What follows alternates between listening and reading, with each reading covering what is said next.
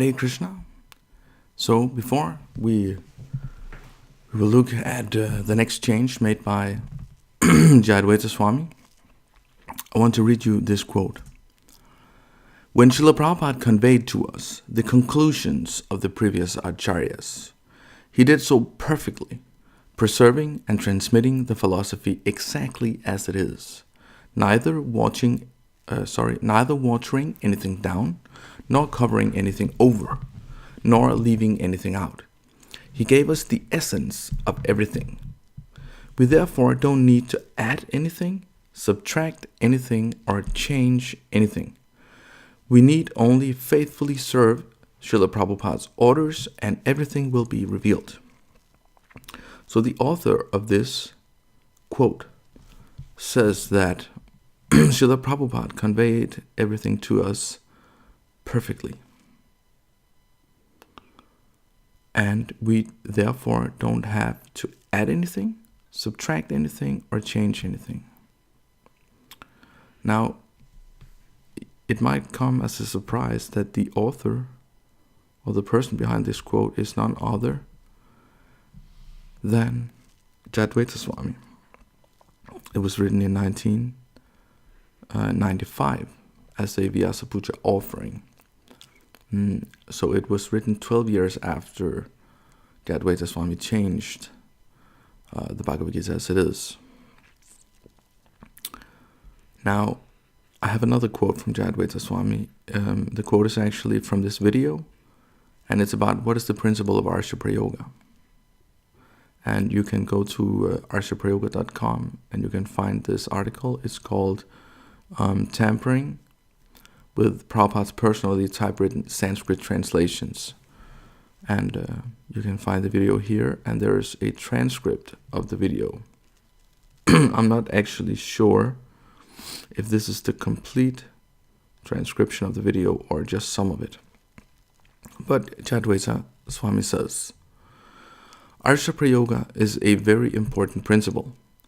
The editor should never have the mentality that he is better than the author, that he has something more to contribute than the author does, that the author really doesn't know what he's doing, but he knows what he's doing. That's offensive, and that ruins everything. That it is an offense to the acharya. And then, of course, Jayadvaita Swami, in order to justify his own changes, he says, the idea, however, that this sort of sanctity that the author's text has, or that the words of the author have, somehow extends to the mistakes of the editors is weird. It's an offense to correct the mistakes of previous editors.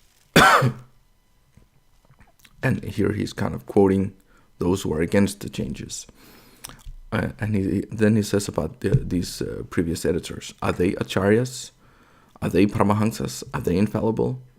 They are wonderful devotees. They did wonderful service, but they made mistakes, understandably. So, Jayadvaita Swami, he mentions three things here. The editor should never have the mentality that he's better than the author, or that he can contribute more than the author, or that the author really doesn't know what he's doing. So these are the three things. Now, regarding the last part, Jayadvaita Swami here, he kind of makes it seem as if the only thing he did was to correct the mistakes of the previous editors. But as we have seen in the previous videos, and as we have documented, or as devotees have documented for many, many years, Jayadvaita Swami has done, and in his main so-called service as an editor has been to do everything else but correct the mistakes of the previous editors. I mean, the correcting mistakes of previous editors has been maybe, it has been maybe like a few percent of the total amount of changes. And the rest is simply Jayadvaita Swami adding, subtracting, and deleting, rearranging, etc. So I think Jayadvaita Swami here, he's kind of misleading the reader. this is again the strategy of the BBT International. They kind of make it seem as if they are simply correcting mistakes, but that's not the truth. Okay, so now let us focus on these three things that he says: that the editor should never have the mentality that he's better than the author, or that he has something more to contribute, or that the author really doesn't know what he's doing. So with this in mind, let us jump to Blazing Edits by Bhakti Torben, as originally posted on the Sampradaya Sun. And here we'll just take a look at one example of a change, or I think this is this is from Bhagavad-gita, as it is 11, 41 and 42. And this is just one example. It applies to hundreds, if not thousands, of other examples. So let us take a look at the original and authorized 72 edition. Quote, "I have in the past addressed you as, O Krishna, O Yadava, O my friend, without knowing your glories. Please forgive whatever I may have done in madness or in love. I have dishonored you many times while relaxing or while lying on the same bed or eating together, sometimes alone and sometimes in front of many friends. Please excuse me for all my offenses." Now here, the next we have Jayadvaita Swami's Bhagavad-gita. We call it Jazz It Is. Bhagavad-gita Jazz It Is.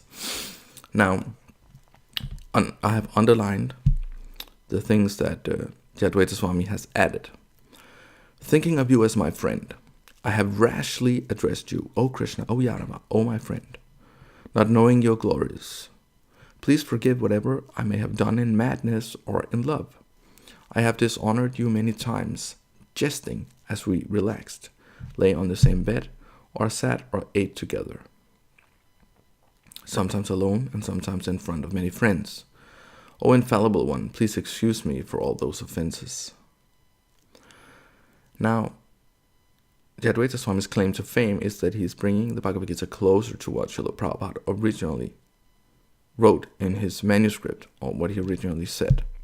So let us take a look at this so-called manuscript, which is actually the draft of the Bhagavad-gita.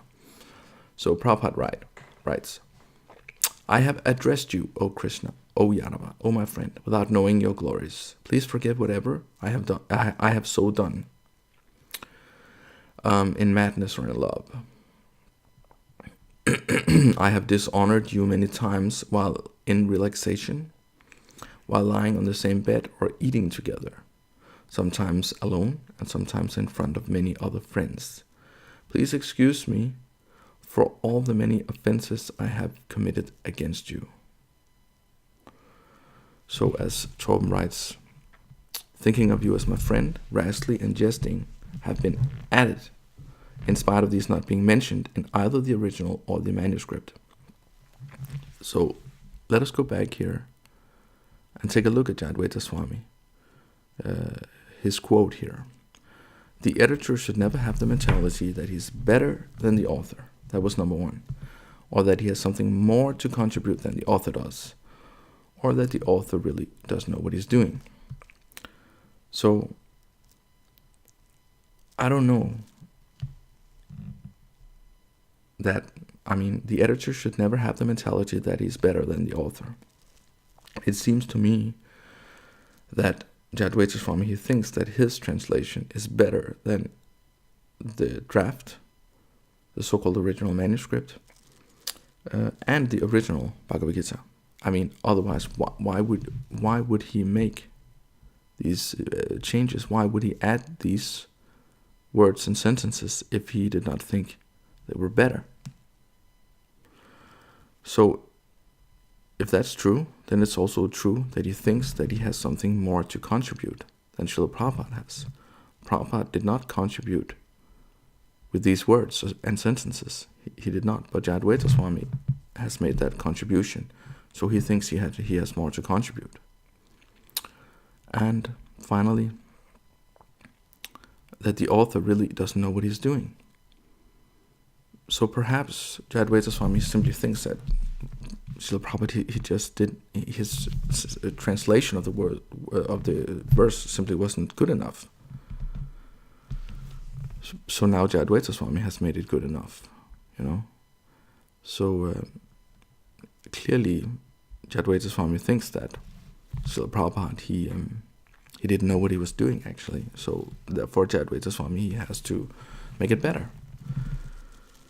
So to me, it seems that Jayadvaita Swami, he is kind of violating whatever he says, all the three principles he mentions himself. And by that, by his own words, he is violating the Arsa-Prayoga principle. The Arsa-Prayoga principle means that you should not violate these three things.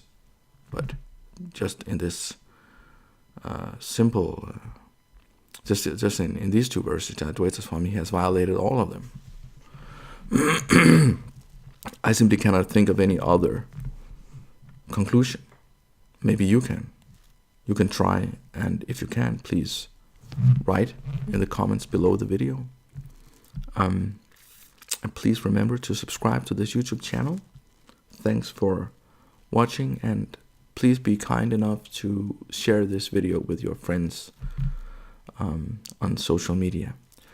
So thank you very much for watching. Hare Krishna.